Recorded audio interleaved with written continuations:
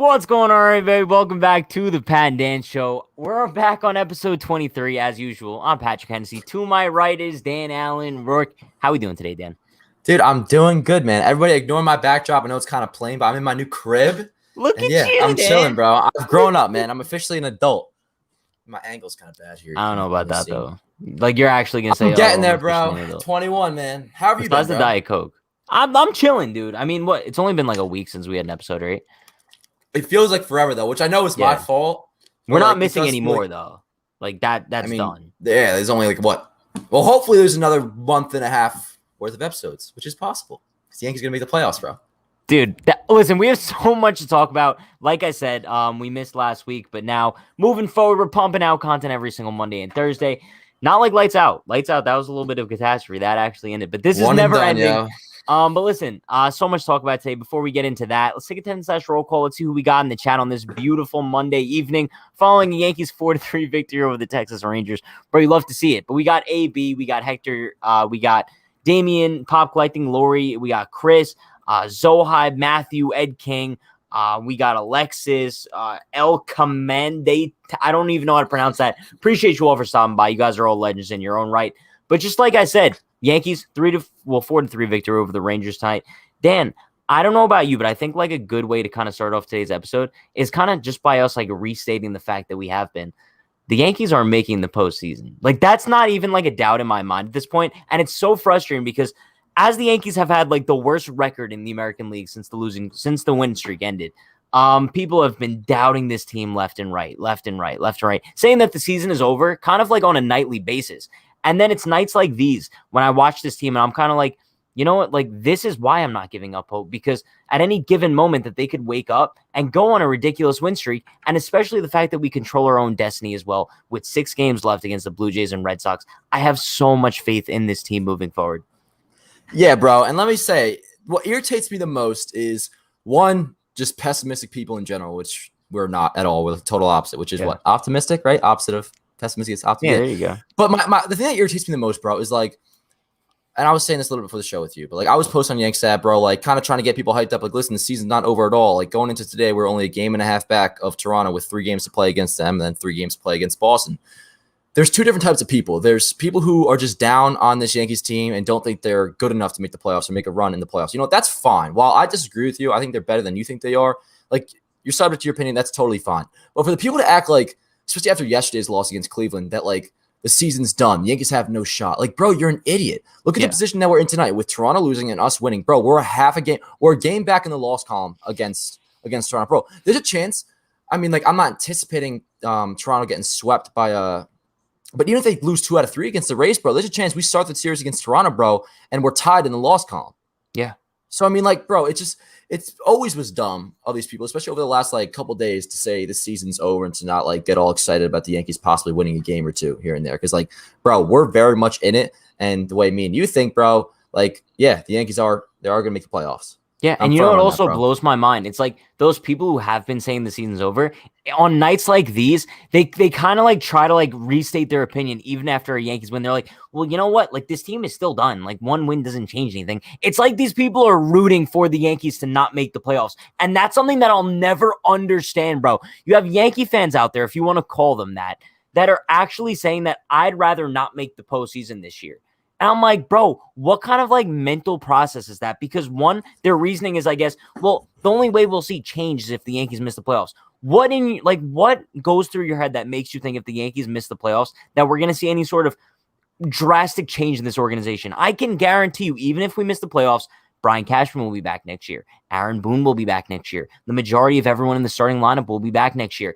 And that's why, dude, I'm kind of looking at it. Why would you sacrifice a potential postseason appearance where you don't know what could happen once you get in, right? The Yankees could make the wild card game. They could beat the Red Sox in beautiful style, sweep the Rays, sweep the ALC. Bro, they could win the World Series by just making the wild card game. So you guys are telling me, I'm not talking to the chat directly, but anyone who feels like this, that you'd rather miss the postseason as a whole rather than at least get that shot. It's so strange. Yeah, bro. And like that's something that I've noticed about this fan base ever since the beginning of this year, bro, is that like we have a lot of those obviously negative fans, pessimistic fans, but like pessimistic fans that like want their narrative to be to be right that like they're fine seeing this team fail or like a certain player fail. Like it reminds me back earlier on in the year, bro, when there was certain amount of Yankee fans that were so set on, oh, Aaron Judge is injury prone. Like I remember when around the Tampa Bay series, bro, and there was speculation he might go on the IL. There were people I know this for a fact, bro, that were upset that he didn't go in the IL because it didn't work for their narrative. And that's what would happen here. Like they don't want to see the Yankees make the playoffs, even though, like I just said, they have very much a shot to make the playoffs and not only make the playoffs, but succeed. They don't want that to happen, even though they call themselves Yankees fans, which those are the type of people, bro, that like me, you, like I don't think we can associate with them. Like they're just not my type of people, bro. Like naturally negative, and they root for their negativity to come true. No, I know. And that's like 1000%. Like, dude, I think this is where we always agreed on, right? Because we always have differing opinions when it comes to the Yankees and also like the success of the team moving forward. Like you even look back before the trade deadline, right? And we looked at the Clay Holmes deal. And bro, you were so high on the Clay Holmes deal. I wasn't. But also at the same time, I'm like, if he ends up being great for the Yankees, I will be absolutely thrilled. Like, I'm not going to root for Clay Holmes to be bad. I'm pretty sure you said, you're like, I hope I'm wrong. You said, like, I hope I'm wrong at the time. That's how it should always be, bro. Yeah. Like, you should never root for a player to not do well. You should never root for the team not to do well, just to fit your own narrative. But, like, it's like me, bro, with Albert Abreu. I've been saying, like, I don't think Abreu's, like, at least right now, as good as his results have been for the most part. But, like, bro, I hope I'm not right about that. I hope he's the best reliever in baseball this year going to the playoffs. You know, like, you don't want to be right about negative things. Like, and for some reason, a lot of people in this fan base, they do. It's whatever. But not us, though, Pat. I kind of wanted to start things off tonight just by talking about that. Because, dude, I have to get it off my chest every single night because there's so many weirdos in this fan base. And that's the only way I could describe them. Just straight up weirdos. Like, get a life. If you're not into the Yankees anymore, just stay away, dude. And it seems like a lot of people are, even when the Yankees do well, because they don't want to, like, embarrass themselves. Right now, what's going on, bro, is like is ammo for the people who say, oh, Yankee fans are so spoiled. Because, like, we sound like, not we personally, but, like, the fan base as a whole in a generalized sense, we sound spoiled, bro, when like we're acting the season's over. Like this is the worst time of our lives. This is the dark ages right now, bro, when we're a half game out of a postseason spot. Yeah, and that's why I'm kind of looking at today's game, right? And I was kind of viewing it in the sense of like, I needed the Yankees to win just so those people didn't have any more ammo, right? And I'm so glad that the Yankees found a way to hold on because I'm not going to lie to you, Dan. When it was 4-0, 4-1, 4-2, 4-3, I'm like, oh, so it's going to be another one of those games. But somehow, some way, huge shout out to the Yankees bullpen today because they locked it down. One guy who deserves a huge shout out, who honestly hasn't been good for the most part of the season, Chad Green. Yeah, he's given a big home run after big home run after big home run this season, and tonight he locked it down. This was probably the best we've seen Chad Green in a couple months, right? In a while, yeah. And I think he had like 4 days off, right? Yeah. Chad. So like maybe it could just be that. I mean, I think Boone like even said that like. It's not Green's fault. It's really just a matter of he's been overused. And he's thrown like, I think like 77 innings this year right around. So, I mean, like that's a lot, especially coming off the 2020 season. So, like it very well just could come down to fatigue. So, like the fact that he threw well after having like 3-4 days off, like that's a good sign. Like maybe he would be, we can totally rely on him for the playoffs. Yeah, and you need to. No, you need to, especially because you don't know how healthy Loizaga is going to be. It's going to be interesting.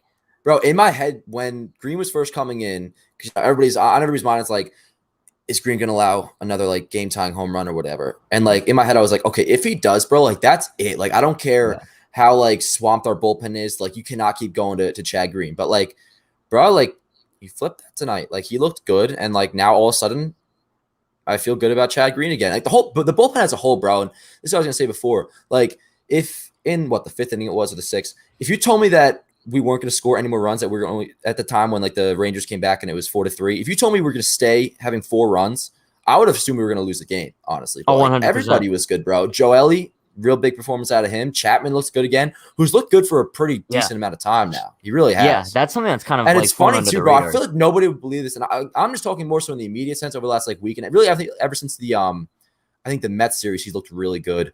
But like, if you actually crunch down the numbers, I'm pretty sure he has like a half decent ERA, bro, since the Pete Alonso game, the Subway Series in July. So I'm pretty sure his numbers since then. I think he has like a 2.5 ERA since then. I could be wrong, but like overall, like, and I think we don't feel this way because like when Chapman looks bad, he looks really bad. But like in the grand scheme of things, he's actually been pretty solid, like pretty reliable for like a good while now. The Pete Alonso game was what, 4th of July, right? I think that was 4th of July. Yeah, that was a doubleheader game. Not including tonight, just because Baseball Reference hasn't updated yet. Mm-hmm. But it's been 23 games. He has a 2.08 ERA. So yeah, since that Pete Alonso game, so even better than I thought, really good, bro. He's been really good. 2.5. I said 2.5, and it's 2.08. Yeah, 208 ERA, Word. which is I think that's something that's kind of like flown under the radar for like a good while now. Because Yeah, even I when mean I kind of look it's at been a Chapman, stressful 208, but yeah, still, the 208, it's a 208. no, yeah. Also, I mean, the bullpen as a whole, like you mentioned, Joely. He came in clutch tonight. Once he walked, what's his face, Lau, bro. When I saw Solak coming up, I was like, oh, like here we go. Yeah. And also, just like you said, if you would have told me the Yankees didn't score any more runs after the third, that we still would have won that game. That's Mhm. one thing that I still do kind of find a little bit troubling, right? The fact that they kind of have like an offensive outburst, either like a single night or a single inning, and then they can't seemingly like pounce on that, kind of like what we saw in the Cleveland series, right? They raked in game one. They had 5 home runs or whatever. And the games 2 and 3, the offense kind of disappeared. And that's why I'm looking at these next 2 games of the Texas series, and they mean a lot. And not necessarily like standings wise, but they do mean a lot standings wise, but more so just like team momentum wise, because you want to go into Boston with like a little sweep on your hands, right? You want to go Yeah. in there riding as high as possible. And I want to see the Yankees finally be able to like put together like another little win streak. Like I'm not saying go on like another 13 gamer, but maybe win like 3-4 in a row, just so you could have like some sort of confidence, because it seems like whenever this team does win one game, they turn around and then they lose the next 2. So I just want to see some Bro, sort of consistency out of this team now. and what you said at the end there, like it goes along with what I was about to say, bro. It feels like this team, they're complacent in like so many aspects of the game. Like they can be complacent where like, yeah, they score like a bunch of runs early, like a good amount of runs early, and then they just don't score anymore. Same deal with like when you're trying to sweep. Like it doesn't seem like they put the nail in the coffin or finish the job. Like you really got to put the nail in the coffin with the Rangers like the next 2 games. Like you have to sweep them. Now, I mean, like if they don't sweep them, the season by no means is over, not at all. But like, I mean, obviously you have to win the series. That's no doubt. But like, bro, if you do sweep the Rangers and say, and we're off to a good start, if Toronto loses the series to Tampa Bay, I mean, my math is right. We would be tied in the loss column going into the Toronto. Oh, well, the Toronto series actually is after Boston, I'm thinking. It's after Boston, yeah. But still, I mean, like just how quickly things can change just by if we sweep Texas and Toronto loses to Tampa Bay. Like, we're sitting pretty, bro, if that happens. I know. And it's such a weird scenario right now, right? Because you have all 3 teams that are kind of tied like neck and neck at this point, right? It's 2 days can change the season for any of these teams. Which is so funny too, bro, because like I swear, like not even just Yankee fans, but like MLB as a whole, bro, like once the Yankees lost the game to Cleveland, like didn't it feel like everybody was acting like we were 6 out all of a sudden? No, yeah. But Yankee fans that's included, just what bro, happens across in MLB. general. But it's dumb, bro. Like, look, we're half game out now. Dude, I feel so. And we would honestly, bro, if the Yankees lost tonight's game, we would have had to cancel the show. Like that would have been really bad. No, but like now that we won, bro, like I'm feeling good. Like, aren't you feeling good? Like about making the playoffs? Like actually, not even on some like optimistic bullshit. Like I'm feeling good. No, and bro, I've been saying this like for so long. Like I don't fake any sort of optimism. Like, there's no point. Like, bro, if I genuinely, if I felt like this team was out of it, like, I wouldn't come on here and be like, yeah, we're making the playoffs. You know what I mean? I'm feeling so confident about this team, bro. And that's why yesterday, when I hopped on the post game after yesterday's loss, because yesterday's loss was brutal, right? Two blowout losses to the Indians. Like, that can't happen. So, obviously, there's going to be a little bit of, wow, this sucks. But also at the same time, like, you have to look at the Yankees' schedule moving forward, right? And all you had to focus on was 3 more games at home against the Rangers. This is a must-sweep series, right? And then the road trip means everything, bro. And it's so cliche to say, but like we say all the time, oh, these are must-win games, must-win games. Now, those are actual must-win games, Dan. Like, there's no more must-win games more than these 6 that are coming up on this road trip. So that's why you have to win these next 2. And then this is obviously like a pipe dream here, but I'd love to go like 5-1 on that 6-game road trip. And then I think at that point, the Yankees would be like kind of firmly in a playoff spot. Yeah, I mean, if we went 5-1, bro, we're chilling. And like, this was the optimistic take that I had after yesterday's game, bro. It's like, regardless of what the outcome was against the Indian series, like, our season's going to come down to what we kind of expected it to come down to over the last couple of weeks. And that is the 3 games against Boston and the 3 games against Toronto. Like, there's 2 spots available for 3 teams. And yeah, bro, I mean, like, so much is going on this Rangers series, because like if we can just get hot, sweep them, and then we got Cole going on Friday. Which, did you see the day-night splits for Garrett Cole this year? Oh my god! But it's so weird. Insane. Have you seen the Yankees day-night splits? I assume that's terrible too, bro. They're like 21 and like 34 in like day games. It's somebody weird. Was actually saying, this wasn't my point or nothing, but like somebody was actually saying, like, what if there's like a reason behind that? Like, there's something that they're like. Was it me? Was that you? Maybe I saw it on Twitter. It was on Twitter. I posted it on Twitter. I was like, maybe we have to start thinking about if there's something behind it. There has to be something. Maybe, I don't know. Like, maybe it's just really bad luck. But Point being, yeah, you get some momentum out of the Rangers series. Then you got Cole first game against Boston on Friday, which is a night game. Like, yeah, bro. Like, it's weird. Like, dude, and that's why, like, I'm curious because there has to be some sort of reasoning. There has to. I don't know whether they're not getting to the stadium early enough. I don't know if there's just some sort of like Boone's telling them, like, guys, like, give it 50% on the day games after a night game because I don't want you guys getting hurt. Like, bro, there has to be something behind it where the Yankees just suck in day games because I don't remember this being the same in years past. We could possibly have a team of raging alcoholics. Like, I hope not, though. No, I'm not accusing them. It's not outlandish. But like that, I would enjoy finding that out to be the reason because at least we would have a reason. Like that just means we're hungover ourselves. Dude. I mean, you don't want it to be the case, but like, bro, at least we'd have an explanation. Like, okay, the reason they can't sweep nobody is because they're always hungover from partying the night before. Well, if that was the case, then Aaron Boone like should have been fired like 2 years ago. Does Boone know about it? How wouldn't he know about it if his guys are showing up hungover every Sunday? Okay, maybe they're. You know what? This is a thought, bro. Just kidding. This might be more outlandish than your vaccine conspiracy with Judge. Whoa, okay, yeah. But relax with the vaccine. You throw that out around, bro. But that makes you sound like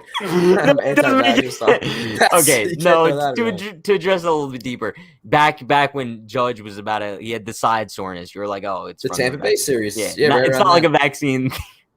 Yeah, I thought Judge, it was because of the COVID shot, which found out he didn't get vaccinated, which I don't give two shits about. But I don't even care about defending that theory no more because, like, Judge, he's not injury prone, so like I don't have to come up with excuses for why he missed like 2 games in April.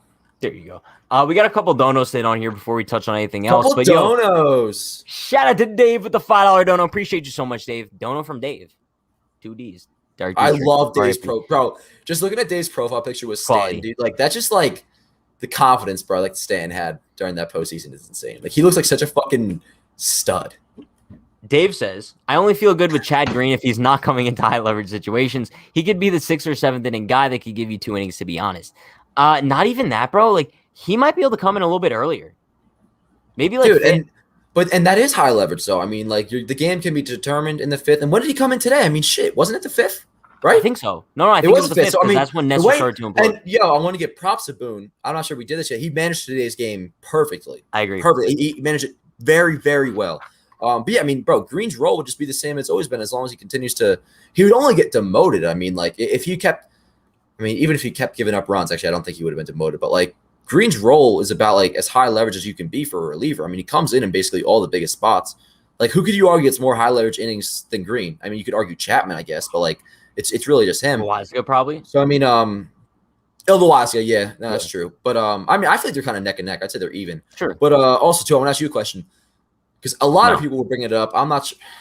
A lot of people bringing it up. I'm not sure if you were one of them that I saw, but like I honestly was not about bringing in Sevy at any point during this game once it got to 4-3. Well, it was trending that way, or when it was 4-0, I'm like, all right, we keep tacking on, bro. Like even if it was 4-0 in like the 7th or 8th inning, like maybe you could convince me to bring in Sevy, but like nah, for right now, bro, like we got to get Sevy in a game where it's like a blowout or like a 6-1 type game. All right, then you can put in Sevy, but like I agree, 1,000%. Not jump to it too soon. And that's why when it was 4-0, I was like, all right, like we're probably going to see Sevy tonight. Because I think even if it was like a 4-0 game, they'd probably like whip him out and he'd probably come in. But once I saw it 4-3, there's no thought in my mind where like you're bringing Luis Severino, hasn't pitched in 2 years, you're bringing him in a 1-run game. So I think that sometime within the next couple of days, the Yankees have to hope that they're like winning in blowout fashion. Because I'd hope that they're not losing in blowout fashion. But he's not coming in the game within like 2 to 3 runs, I would say. It was nice seeing him in the bullpen today, though. You see the shot of him in the bullpen wearing pinstripes. And also, I want to say this. I don't want to say like I told you so to everybody. I've been saying Sevy to the bullpen just about all season, Dan. You could back me up. Oh, yeah. No, I'm not saying you didn't, but like also too, I mean, like anybody who disagree with you, which I forget if I did or not, but like it's all the conversation of that. So. If I did or whoever did, I mean, it's kind of voided in a sense that like the only reason Sevy's in the bullpen right now is because like the timetable to come back, like he doesn't have enough time to get built back up as a starter. But I think that if you would have brought him back, will be very effective. I think if you would have brought him back as a reliever originally, he probably could have been back like a month ago, easily. Maybe I'm not sure, but like if Sevy did say this was August 20th, like Sevy would be a starter when he was activated. But I'm not disappointed by any means about him coming out of the bullpen. I mean, like we always bring up 2016, how good Sevy was at that point. It was like a .39 ERA he had. I think in 20 innings out of the pen. Like he was filthy. So yeah, I'm excited. Love Sevy, bro. Listen, also shout out to Andrew Allen. Also, first ever employee of the Pat and Dan Show. Shout out Hell to yeah, Andrew yo. Allen, absolute stud. Man. He says, "Sup, boys? Not to get ahead or anything, but if Cole has to pitch the last game of the year to send them into the playoffs, who do they start in the wildcard game? Nestor Cortez, easy answer for me. I don't know about you, but Jordan Montgomery. Yeah. Chat, who would you guys pick, Nestor or Monty? But it's funny because like it's close. It all has to do with like the winner go home aspect. I just trust Monty, bro. I really do. Like Monty, I don't got to give you that guys a whole speech again like I do every episode, but like he has balls of steel, bro. He's made of nails. I just trust him in a winner go home type situation. Nestor though, like say if we're just going off like an ALDS format, right? Let's just say the Yankees are an ALDS. Garrett Cole's your game one starter. Like I'd be fine with Nestor being the game two, but like who do I trust more? Winner go home right now. It's Jordan Montgomery still. And that's nothing based on how Nestor pitched tonight, and he still pitched pretty well. Another good start for Nestor, honestly. I'm not taking any of these recent starts into account. I'm just going like as a whole. I think I'm trusting Nestor more just because of like, I don't know. I feel like he doesn't get into as much trouble as Monty. And Monty in like a do or die game scares me a little bit just because like I feel like he's the type of, like we talk about this all the time. He's kind of like a David Robertson type of pitcher where he does like a Houdini act every single inning. And that scares me in a one-game playoff game, especially when you have a defense out there with like Gleyber Torres and stuff. That was going to be my counterpoint, though, and that's how I feel. It's just that, like, I trust Monty because, one, I mean, when he's on, he is actually one of the best pitchers in the American League. And two, yes, it is. Dan, when I say best, that's a stretch. No, I mean, stats show he's a top 15 guy. I mean, what depends on what your definition. When you say one of the best, when you say one of the best, I'm thinking like top. I was going to go with one of the better, but that wouldn't give him enough credit. So, okay, one of the better to best in the pitchers in the American League, and I said when he's on. Also, when he's not on, like Monty's ability to get out of jams, bro, is like that's been his thing ever since 2017, and that's huge in the playoffs. And like even last year, bro, in that game 4-star, I'm pretty sure he got into a jam in the first inning, didn't he? And he was able to get out of it. Like it just he's never. Also, I don't see him. I'll take the guy that I consider to be the moment is never too big for him in Jordan Montgomery compared to Nestor Cortez, who like has yet to make any postseason innings in his career and is still kind of a new experiment that, yes, has been really good for us, but also, too, at the same time, it's only, like 70 innings or so. But also, let me tell you this. As Alexis just said in the chat, they never score runs for Monty. And I don't think that that's, like, a fluke at all. And, like, you might think it is.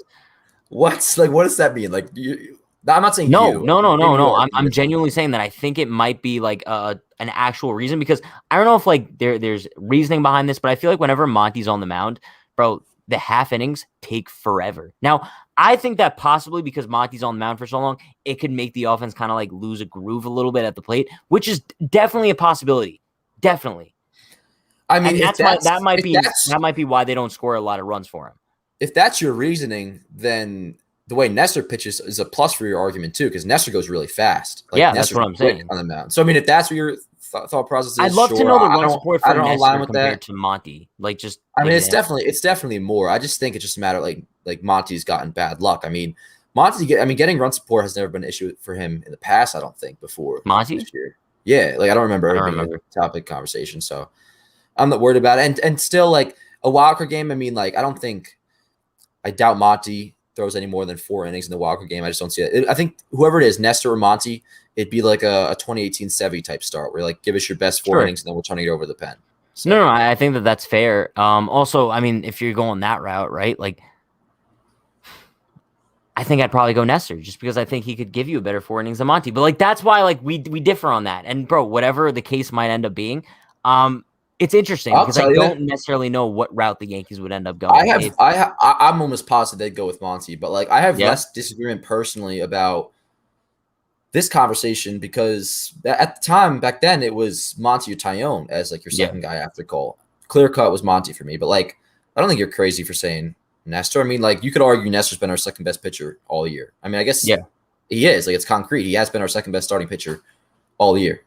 So you can't go wrong either way. Bro, it's so weird. I mention this all the time, but it's like, dude, back in March, like we'd be having an argument, do or die game, like Nestor Cortez. I know, bro. Like I kind of want him on the mound. It's so weird. And also too, I mean, this wouldn't be I'm not sure we're gonna get to him or not, but probably not. But wouldn't be an option for the wildcard game. But Corey Kluber, bro, pitched well his last time out against the Indians. So like and remember what I've been saying, he's got to prove himself to me, and this is like part 1 of him doing so. And it also is kind of cool to see, or like promising in some sense, that Kluber's like trajectory from when he first started this season compared to coming off the IL. They're very similar. Like his first 3 to 4 starts, not good, and then he starts to get on track. So maybe if he looks good this time, like I'm feeling good about Kluber.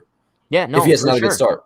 Yeah, and like we talked about this in the past. Like I like Corey Kluber. Especially I don't like him as like a number one in a playoff series, which might have to end up being the case if like the Yankees have to play a tiebreaker and then a wild card game or something stupid like that.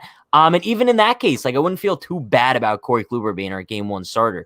Ideally, he's more like a game three, game four type of guy.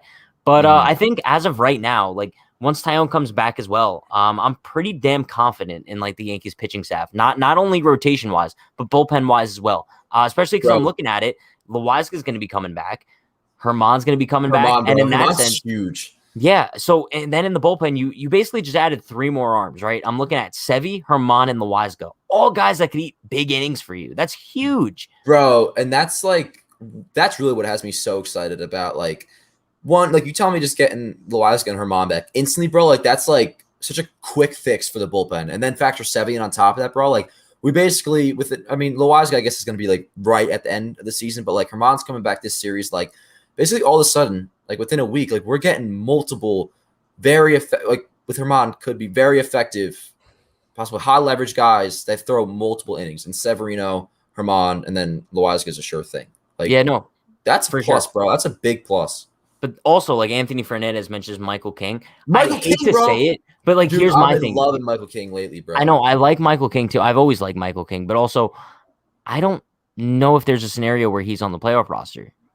No, it's a good point. I'd have to crunch I down the don't think numbers, he but I would mean, be. like, I I he think could because be if on. they're gonna go with He like could be a long on. relief guy, they're probably He gonna could go be with on a Herman. wild card roster, though. Yeah, no, Where for sure. He'll be on the wild card roster for sure. But I don't even see a scenario where he'd be coming into the game. Like you never know, but like, yeah, I mean, definitely, obviously, like Sevy and Herman would be.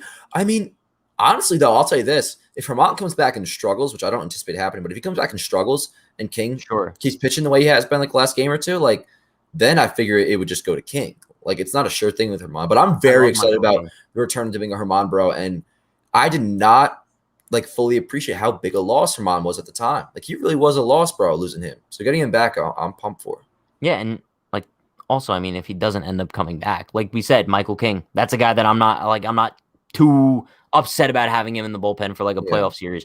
Well, Herman will come back, but Loizaga is definitely the only person to be worried about at this point. Right. We're under the assumption that Heaney's going to be released, right? Like once Herman comes back or Loizaga comes back, because I was crunching down the roster. I was crunching down the roster, and on the active roster right now, there's only 2 pitchers in the bullpen where I'm kind of like, well, because Herman and Loizaga come back, you need to open up 2 spaces on that roster. There's 2 guys that I'm looking at.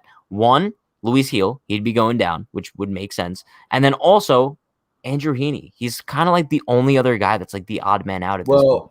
Well, right now Heel is down. I think who's up for him? Is it Florial up? Yeah, because they sent down Heel and brought up Florial when Gallo had the neck stiffness. Is Florial still up? I think I'm pretty sure he still is. So, but I mean, same deal. I mean, which is weird because why would you have Florial up and not Velasquez? Like that just boggles my mind. I think just from the outfield standpoint, but I guess Velasquez, you could argue, should be up because he plays outfield too. But with Heel, yeah. So Heel is down for essentially because Florial will go down for Herman. So it still is kind of like Heel for Herman. So you're not wrong. And then Heaney, yeah. I mean, he's not going to be in the postseason roster, so there's no point to like keep him there for another week. No, there's no one else on the active roster. And dude, it's so weird because I could definitely see the Yankees pulling some BS and like sending down like Albert Abreu just so they could like keep Heaney on the roster, which would be so weird. But I wouldn't be surprised. Like that wouldn't make it just wouldn't make. I would be shocked. I mean, the only reason I wouldn't be surprised is if like Heaney had another year on this, and I could see them pulling some like BS like that. But like, bro, Heaney, you're not re-signing him. You know he's not going to be in the postseason roster. There's no point that if a roster spot is clogged up, bro, he's the go-to guy to release.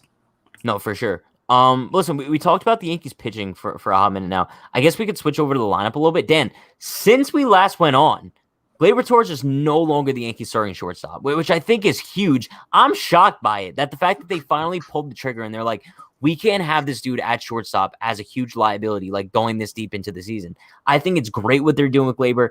I'm still not necessarily sold on him, like being our best possible option at second base. But I think for this season, they're probably going to have to like just wait it out or whatever. But I think as of right now, I really like the Yankees like infield setup. Yeah, dude. DJ at third. Gio at short, Glaber at second, and then Rizzo at first. I think that's perfect. Bro, I mean, I think this is one of those moves where you like props the Yankees, bro. They actually did the right thing for Yeah. once. Yeah, and as for Glaber, yo, like he gets a fresh restart for me. Like now, like back to second base, bro. Like I'm kind of looking at him like a blank sheet. I mean, he's played. I guess you could say since he moved to second base, he's played somewhat well. I mean, he had that really bad ball in Baltimore that like he didn't throw to second base on. That was bad, but I feel like for the most part, he's played pretty well. And yeah, I mean, I assume this means like this is the end of Gleyber Torres as a shortstop. So going into next year, he's our second baseman. I don't want to trade Gleyber anymore. I don't like one. His value obviously is as low as it will ever be or ever has been. And two, like I think it's worth giving Gleyber a shot now that you don't have to worry about his defense at short. Like if he can just play second base and play like relatively like competently, see if he can be good offensively next year. Like run him out there for 150 games and then see if he can build. Like I can't see his value getting lower than this right now. So why not just run him out there? And like when Gleyber's on, he's effective. Well, I kind of disagree only in the sense of like I think the Yankees infield would be better if like you're able to keep Gio at third, and maybe even Gio's expendable. I don't know, but Gio I at still think third he is. hypothetically, and then DJ, I would keep him at second base, and then you might have to like just I don't know bite the bullet with Gleyber at short and going into next season. I don't know. It's a really weird scenario that like I don't really want to think about right now, just because I don't want to sign a free agent shortstop, but I do see like a couple guys coming up. There's Peraza, there's Volpe. So I don't know if they're even going to be up next season. But the Yankees definitely have an interesting scenario in the infield next year. Whether they decide on going like Gio Urshela to start the season at short, whether they go back to Glaber, maybe give him another shot. I don't know. It's going to be really weird. But as far as catcher goes, real quick, if it's a current alignment, I think Gio would definitely be the shortstop. I think Gio is going to get traded, honestly, and I don't know. I don't see them signing a shortstop to like I don't think they're going to go after like Carlos Correa in like 8 years. But like, I mean, not that I expect like Semien to get too much less, but I feel like Semien makes so much sense, bro. Like if you could sign him to say like, I mean, what is he? Isn't he like 32 now, or is he 30? Whatever he is, something like that. Yeah. So let's just say he's 30. Like even if you can get Semien like a 4 or 5 year deal, like you can play him at shortstop next year and then just slot him over to second base when Volpe is ready or whatever you want to do. It's just like the fact that Semien can play short, second, and third. Like I feel like it almost makes getting him a no-brainer. No, I agree 1,000%. Because he can just, bro, like be a stopgap. I just don't see it happening. Ready. I don't know. I could see it happening. I'd like to see it happen. I'm not too sold. I'm not sold on the Yankees doing anything big this offseason. It'll be interesting, but I guess if they miss the playoffs, I think they'll do something big. And even if they get bounced early, I feel like unless they make it to the World Series, they're going to do something big. But listen, going to catcher right now. Dan, Gary Sanchez. Like I'm reaching like a really weird point with Gary Sanchez, right? Just because it was always in a place where like I was like, yo, like Cole should just suck it up and like want to like pitch to Gary. I kind of understand now at this point why Cole like refuses to pitch to Gary Sanchez. And it's just because like I don't want to say he's like garbage behind the plate. He's just clearly not good behind the plate. And it seems like he's just inconsistent back there, right? There was points in this season where we're like, wow, Gary looks like he's actually improving behind the plate. And now over this like past couple weeks or so, it just seems like he's back to being like trash behind there again. So I don't necessarily know what the case is because there's so many people out there screaming like start Higgy over Gary. And I'm not one of those simply because like I don't view Higashioka as like a huge improvement over Gary Sanchez. In the whole grand scheme of things, if you look at like other catchers throughout the league, Gary Sanchez isn't like the worst of the worst, like the way people kind of consider him. Defensively, yeah, he's really bad. But also the way he's third amongst catchers in OPS this year in the American League. Sure, yeah. Offensively, he's not the same Gary Sanchez he used to be, but he's still like a pretty decent catcher offensively. But the defense is just getting to a point where it's like it's unforgivable, especially like in a playoff series. I don't think I'm going to be able to stomach like seeing Gary Sanchez behind the plate, like just letting these balls go right by him in like big situations. Well, the Yankees got to stop having him catch on one knee, bro. Like they ruined him. Like that's the dumbest thing. And like everybody's it's not even that. It's just like it is that. No, that's all it is. Like no, it's what mental stuff. Honestly, like what's the mental stuff? Dan. The play yesterday where he's like the sun was in his eyes, whatever. He let the ball drop. Mental stuff. I'm saying that's just okay. That's the tag at Citi Field. That's not mental stuff. That's mental stuff. I'm actually not mad at him for the sun in the eyes. The tag, yes, that was just flat out. Bro, it's dumb. Stuff like that. That was like, dumb. But the reason that I would assume the reason that not be able to stomach Gary in the postseason, you say, would be because of like past balls and whatnot, right? Like missing. No, it's that as well as like just the stupidity that we see from him like so Gary, often. there's not been a lot of that, honestly. Like, there's been a lot of it like the last I couple mean, one weeks, but thing that's like, like popping into my head is like what you call it? Like 2017. I know I'm going back here. Like the no, it's ALCS fine. game 1 against the Astros. Remember like that throw home that Gary just literally didn't catch? The walk off. Yeah, It's just stuff like that that I yeah. just don't trust in like a postseason scenario. Okay, from that aspect, sure. But like the wild pitch and pass balls, dude, like that, I'll never blame Gary on, bro, because like it's the one knee. Like he's just not mobile back there because he's on one knee. Like he can't like that Clay Then Holmes why pitch in doesn't he say Baltimore. something? I mean, he may be on board with it, but like Tanner Swan, is that our catching coach, the Tanner Swanson, or is that the I think so. I don't even know. and maybe that's the strength and conditioning. I don't know. But anyways, like the catching coach, bro, he has him do the one knee, and I'm sure Gary's on board with it. Like when you're told, oh, this will make you a better framer or whatever. But like, dude, the writing's on the wall. Like he can't move behind the plate, and that Clay Holmes pitch, like Yeah. even just how late he reacted on that wasn't good. But like, yo, like you can't convince me that if he's in a normal catcher crouch or whatever, that he doesn't catch that ball. Sure. And that's like the only issue for me. I feel like is just the one knee. And also too, like why are we doing that with runners on base? Like maybe do it when nobody's on base, but there's a runner on third. Just being a normal catcher's crouch. No, it's so weird. And that's why I'm kind of like looking at Gary and like, don't get me wrong. Like I still like Gary Sanchez. I've always liked Gary Sanchez. I've always kind of like given him the benefit of the doubt. But it's getting to a point where like I don't blame Garrett Cole and other pitchers for like not wanting to pitch to him, especially like in big situations where like you throw a pitch that you're expecting to be caught. And it's like considered a wild pitch and like that's still an earned And that's run why on I you. bring up Weird. that's why I brought up with the one knee thing, because like to me that Gary's ability to catch the ball and like block pitches is the only reason why a pitcher like wouldn't want to throw to him. Like Yeah. Garrett Cole isn't thinking like, oh, Gary may be blinded by the sun or do something stupid or like mentally lazy, whatever. They wouldn't want to throw to him because they think he may not catch all the balls and like they may not be able to as confidently throw a breaking ball in the dirt with Gary Sanchez behind the plate. But like to me, the reason for that is just because the Yankees are forcing him to catch on one knee, and I don't understand why they're still doing that. Did you see what Boone said about Gary before today's game today? Was it the one where he's like he has to make that play or something? Or I mean, it was the one where he's like, Gary has caught really well for us this year and has made really important and substantial defensive strides. Sometimes because Gary's a lightning rod, a player two really torpedoes some of that or really changes that narrative, and that's not really fair. I've like the only thing that I kind of grasped from this was like Boone was looking back on like 2017 Girardi, and he's like, let me say the complete opposite of everything Girardi said about Sanchez in 2017 because I don't want to lose my job because of it. And I think Michael Kay like described it very nicely on the broadcast today when like they were kind of talking about Gary Sanchez and how optimistic Boone always is with his players.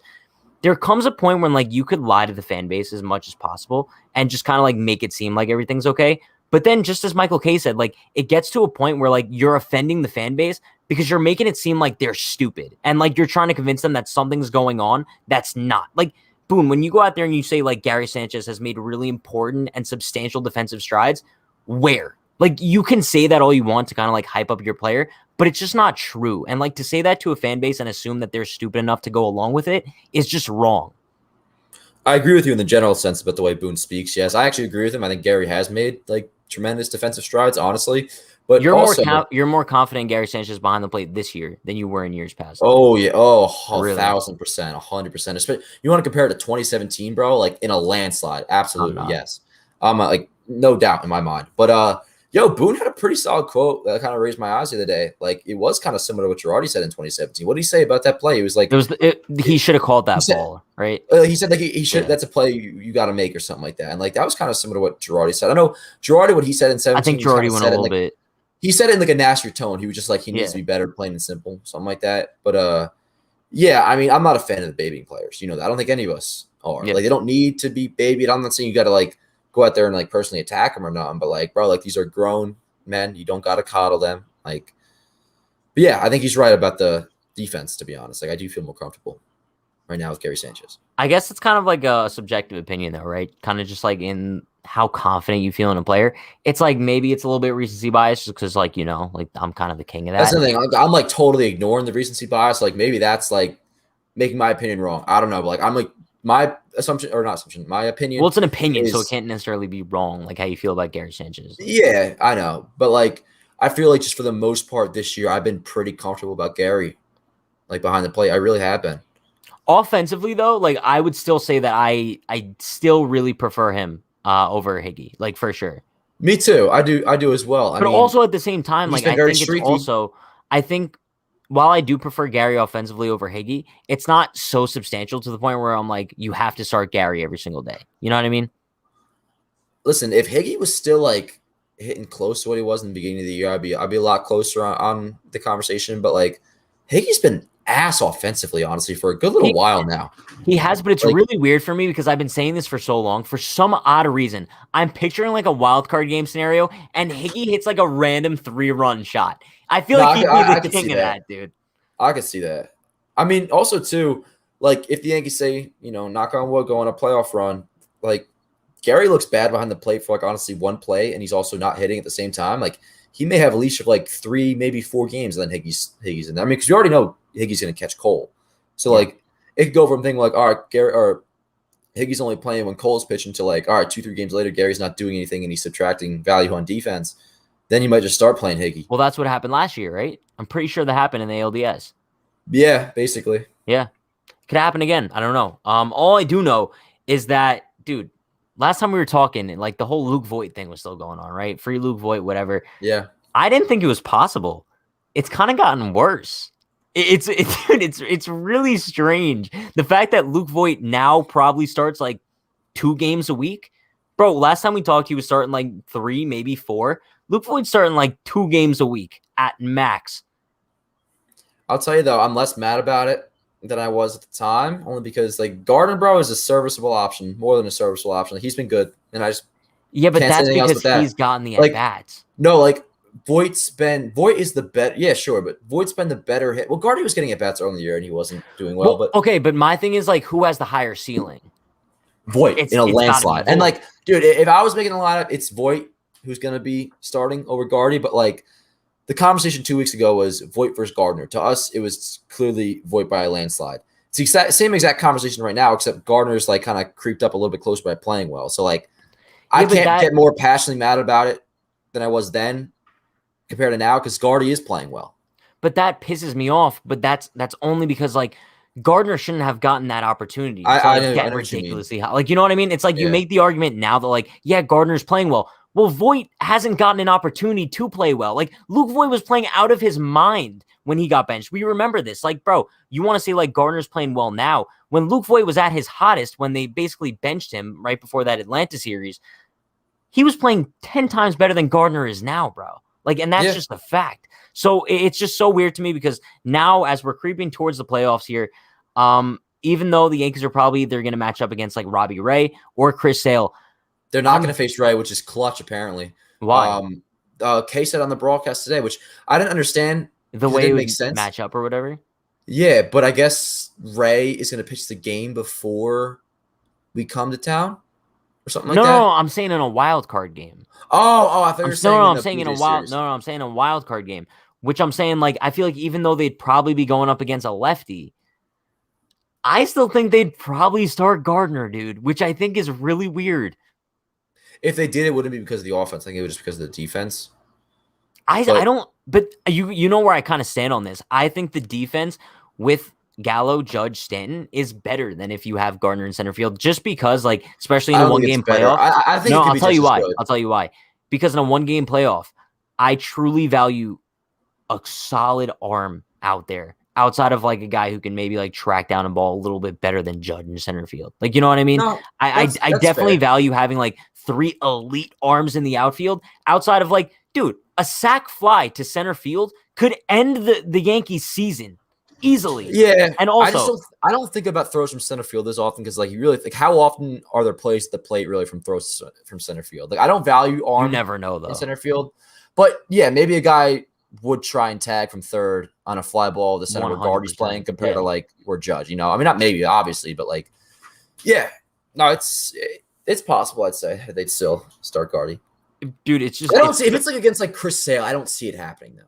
It's unless so Gardy, weird. I forget. Does Gardy have good numbers against Sale? Did we ever find that out? Probably. But assuming he doesn't, then like it's a no-brainer. If you're facing Sale in a Walker game, then you have to start Voigt. And then you can just you still would probably defensive sub Stanton out in like the 8th inning after his last at bat. and then which would Guardy gets still that make way. no sense to me. But yeah. Another thing I kind of want to touch on. Did you see the play yesterday where Gardner like almost ended Judge's career?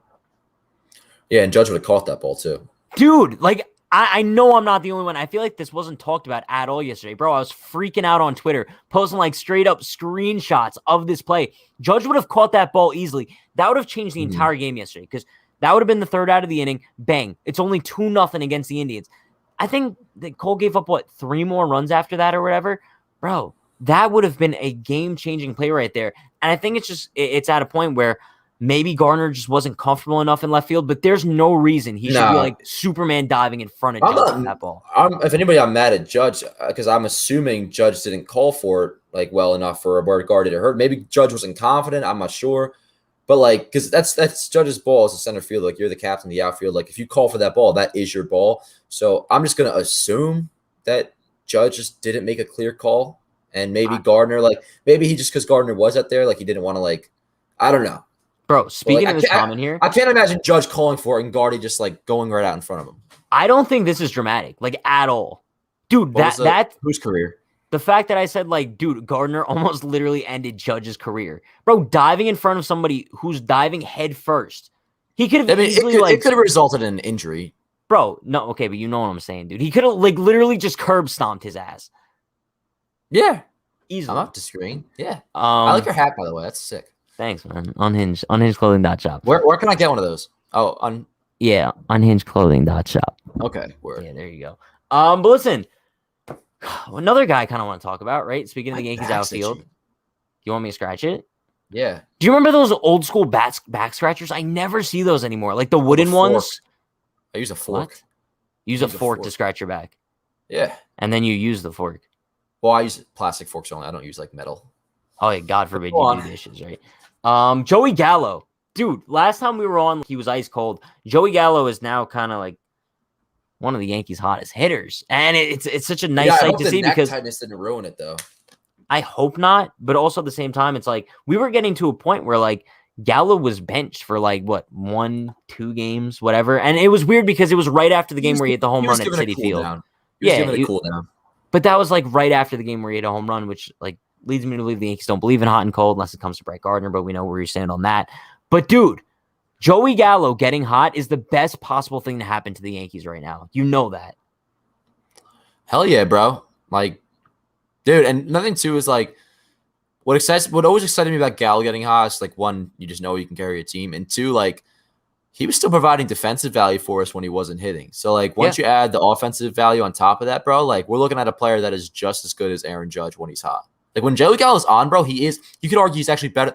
A hot Joey Gallo, you could argue is better than Aaron Judge because I actually think Joey Gallo is when you factor in an interesting take from you, Dan. Well, that's when I said when Joey Gallo is hot. I mean, like you could really say it about any player, so it's almost like a lazy take by me. But like, sure.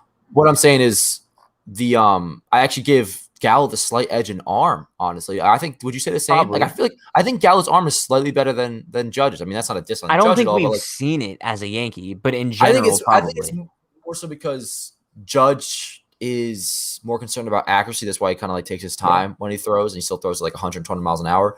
But like Gallo, like I feel like he has the harder throw. So yeah, when Joey Gallo is like when he's red hot, which I don't think we've gotten to that point yet. Like we may not see red hot Joey Gallo till like either playoffs or 2022. But like when he's on, bro, I mean they're both like.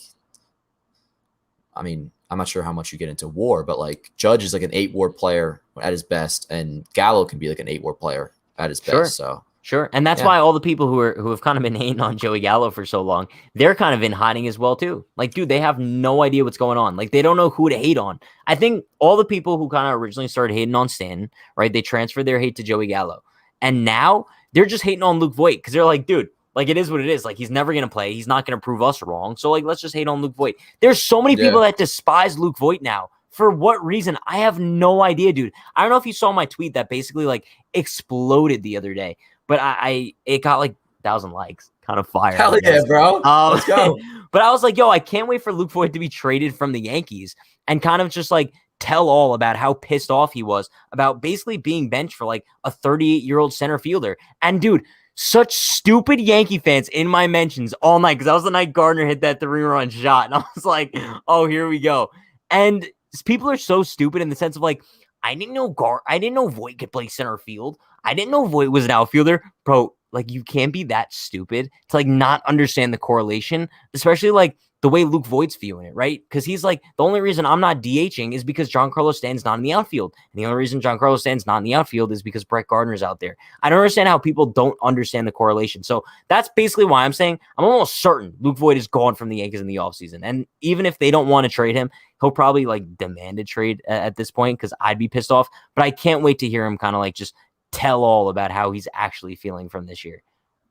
Yeah. One thing I disagree with you on is like I don't think the Yankees feel they're in a spot or stands in a spot where they want to play him every single day. I think at best they can get him 4 out of 7 days in the outfield. And if that were the case, you would argue, and I would argue too, Voit should be playing more than Brett Gardner would in those 4 days. But as for like in the postseason though, Stanton would be playing the outfield every day. Oh yeah, no, yeah. And then Voit should get most of those at bats, but that's probably wouldn't happen with the way the Yankees think. What I say I will disagree with you, like actually disagree with you on. I think if Voit were to do like a little tell-all like about how he felt during this whole thing, I think he wouldn't be mad about like not being played over Brett Gardner. I think it would be more so mad at the fact that they acquired Rizzo in the first place. I still think that's his main point. And like I think so too, and I do think so. Yeah, because like now that Rizzo is like, I mean, he hasn't been bad by any means, but like he's not in that crazy ridiculous like. Because when Voit first made those comments, like Rizzo was playing out of his mind when he first came to the Yankees. Like this point, like Rizzo's just been like he's been solid for the Yankees, you know. So like that's like Rizzo's team's kind of cooled off a little bit. Like I think he looks back and is just like, man, like if the Yankees never acquired Rizzo, we would have been totally fine. Because when was Voit healthy? By like right around it, like right after the trade deadline, right? Is when just about Voit that, Voit healthy. So I mean, like his whole thing may just be like, yo, like you guys did not need to acquire Anthony Rizzo. Nothing against him. He's great, but like, why did they go out and acquire him and then just have me sitting on the bench? And then he'll probably go on to say about the whole, like, you know, led the world in home runs the year before, which are all valid points. Like Voit is right. He has every right to be pissed. And I'm not saying the Yankees shouldn't have gotten Rizzo. That's not what I'm saying. But like from his perspective, like it's hard not to blame him for feeling that way.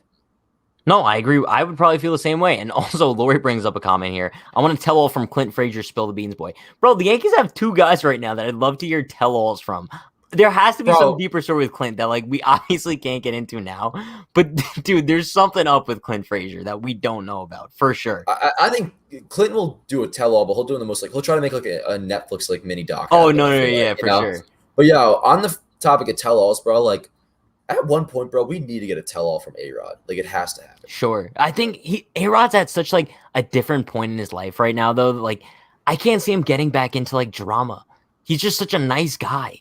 I was thinking that he may not actually tell the truth in the tell-all. Like, I could still see that happening, which would suck. And it makes me so sad because, like, even when Jeter was inducted to the Hall of Fame, like, such a nice tweet from A-Rod. Like, he's like, oh, like, my boy, like, I'm so happy for you. And it's just, like, going through my head. It's like it kind of sucks that, like, let's say A-Rod was inducted to the Hall of Fame. Like, I don't even think Jeter has Twitter, but, like, I don't even think we get a statement from Jeter about, like, A-Rod being inducted to the Hall of Fame. Like, I think that's, like, the kind of difference between the two, you know? You'd probably send something out, but just, like, it'd be, like... It would be so, like business. It'd be eyewash. It'd be, like... Yeah, it wouldn't be anything, like... Nothing like a press release from the Marlins. Exactly. It would be such, like, Yeah, man. It's tough. It's really tough. But the Yankees just have so many, like, inner whatever. It's, like, I need a whole, like, tell-all book from everyone combined. Maybe Luke Voit and Clint combined for, like, a little Netflix special. And it's, like, time with the Yankees. Even a tell-all from Aaron Boone would be sick, bro. Just, like, what he was told to do. Like, what was, like, actually decision-making, like, this whole time, like, he's not, like, the villain that everyone made him out to be. It's, like, Vin Cashman. Yeah. I don't know, dude, bro. That would be interesting. We got to get a tell-all book at some point. It's weird. But listen, one more thing I kind of want to bring up here is, Dan, we have 3 more shows in the month of September, right? This Thursday, right before the Boston series.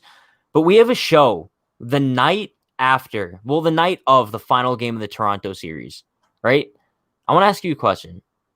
Do you think the Yankees will be in a wild card spot after that?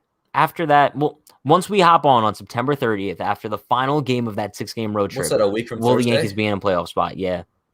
Yes. Yeah? I'm going to say yes. They will be defending their playoff spot against the Rays to finish up the season. Which is going to be a fun-ass time, bro. I'm going to have to go to one of those games. I'm, like, legitimately confident in that. Like, that's not bullshit. So like I felt the way to describe the way I felt when I said that, bro, like I believe that. Like the Yankees are gonna make the playoffs, bro. Like I truly feel that way. So do I. And that's not eyewash. That's not like telling people Yeah, what they want to hear. I'm fully which is confident a in good the Yankees feeling. making the playoffs. Like, dude, half a game back right now. I'm convinced that they're winning these next two against the Rangers just because I think that maybe they show some sort of urgency in these next couple of games. Bang, just like that. You have an off day going into that 6-game road trip, which is going to make or break your season. I'm expecting them to go no worse than 4-2. And I think they're going to find a way to just wiggle their way into the postseason. And I'm confident in it. The only thing that does scare me is like the final 2 games of the season, right? The Saturday 1:00 game and the Sunday 3:00 game. Just because we always say like, oh, the Yankees suck in day games.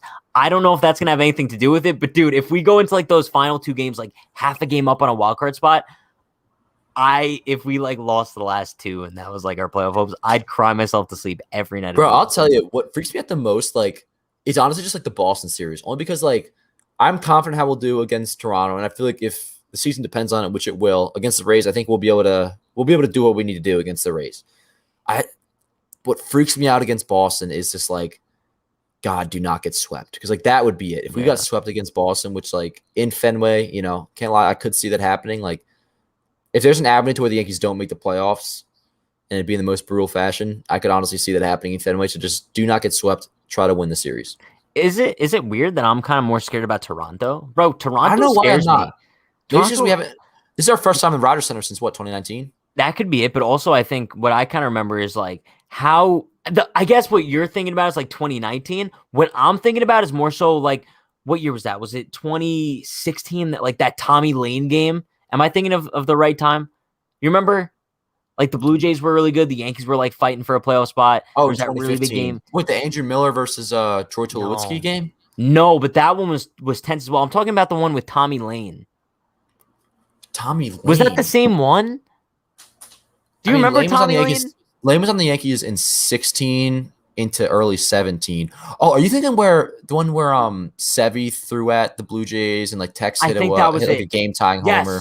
Yes. Late in 2016. Yes. And like that's what I kind of remember, because like, bro, Rogers Center, like when the Blue Jays are in it, like late in seasons, like it gets popping. So oh yeah. Oh, they'll be there. Like that. They'll be there. It scares me. Yeah. I just hope that the Yankees can find a way to rise to the occasion, because it's not impossible. And all the people who are kind of just like still doubting this team moving forward, and they're kind of like, well, this team has no shot.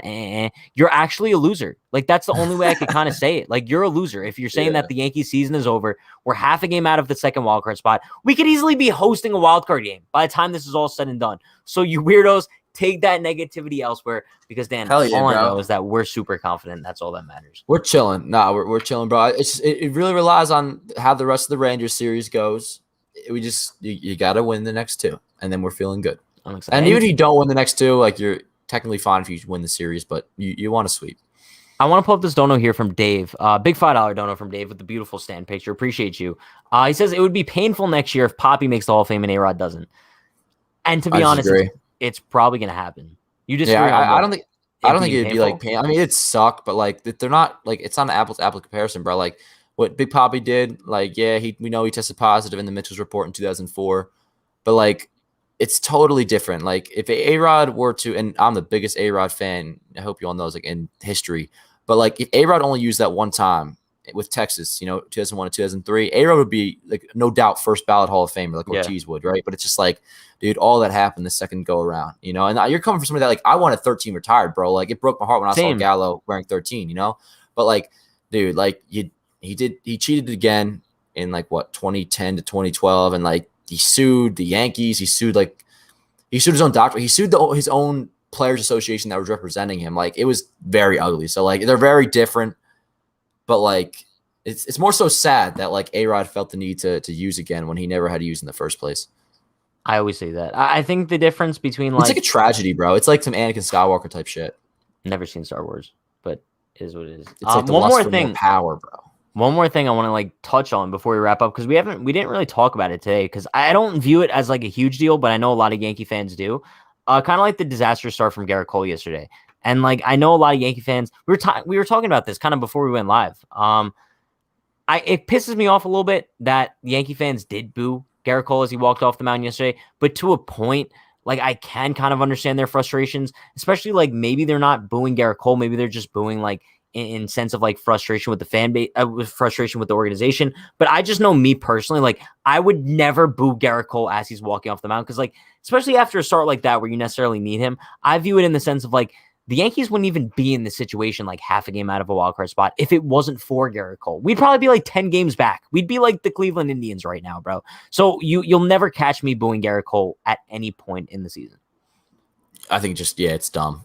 You don't boo Garrett Cole at all. Like even if it's like, oh, they weren't actually booing him, they were booing like the performance. Like, okay, well, don't do it when Garrett Cole is walking up and down because that's booing Garrett Cole. Yeah, and then like, you pop out like an inning later and you're doing like FL Tuve chants. Like it's stuff like that. Yeah, that's gotta stop, bro. That's gotta stop. But yeah, Dan, any final thoughts before we wrap things up here? Nah, bro, I'm chilling, but we're feeling good. Like that's the overall. I feel like what consensus is that the word? Like we're chilling. Like Yankees are half game out of a playoff spot. Finished up strong against the Rangers, and hopefully by Thursday, I think, which is an off day for us, so it'll be like a 9:00 stream. Yeah, bro. I mean, there's a chance we have a playoff spot by then, going into Boston. I'm excited, so and we'll dude, see. that's why I'm kind of looking at like that Thursday Pat and Dan show at 9 p.m. on the off day, and I'm gonna be so excited because we're gonna be coming fresh off a sweep of the Rangers. Just hopefully. Saying, no, we are. Like I'm guaranteeing that. Okay. If it doesn't happen, you guys could blame me. I don't care. But also, I'm going to look forward to like seriously previewing and breaking down that Boston series because that's going to be one of the biggest series of the season for us. The next two after Texas, biggest series of the season. It's going to be fun. Chat, put your seatbelts on. It's going to be a real rough ride for this next, 10, 11 games, 12, I don't know, left of the season. But you guys know the deal. Be sure to like, comment, subscribe, turn on post notifications for more. We'll be live for episode 24 of the Pat and Dan Show on Thursday at 9 p.m. on the beautiful off day. But I'll see you guys tomorrow for the Yankees pregame at 6 p.m. You guys know the deal. Subscribe to Dan, Yankees Avenue. You probably already do. He's an absolute beast. Posting all the highlights. I'm not going to lie, Dan, I watch your highlights instead of MLB.com's. Bro, I appreciate that, and you should, because mine, honestly, they're way better. They're better. No, they're better. The thumbnails Yankees are nice. recap is coming out tomorrow morning, too. So nice. So nice. But with that being said, everyone, like I said, stay happy, stay healthy, stay safe. I'll see you all tomorrow for the pregame at 6 p.m. Peace. Peace.